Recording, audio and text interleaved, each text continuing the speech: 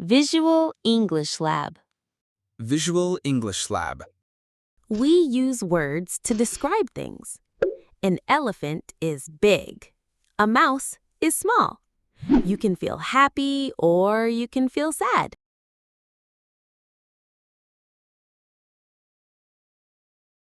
To compare two things, we add ER to short words. The red car is faster than the blue bicycle. A train is longer than a bus.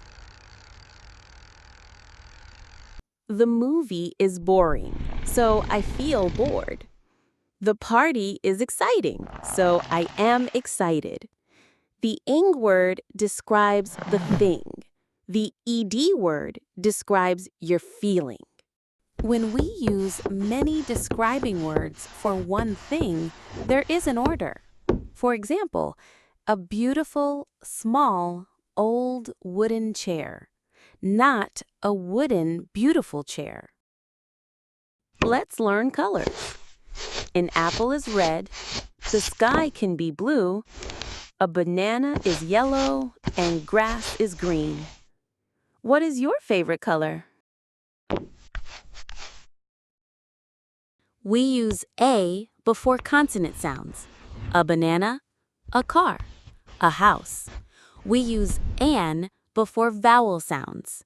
An orange, an apple, an elephant. To compare three or more things, we often use EST.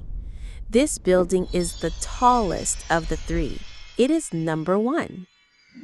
Which is the biggest? We use which to give more information about a thing.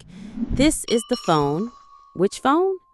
This is the phone which I bought yesterday.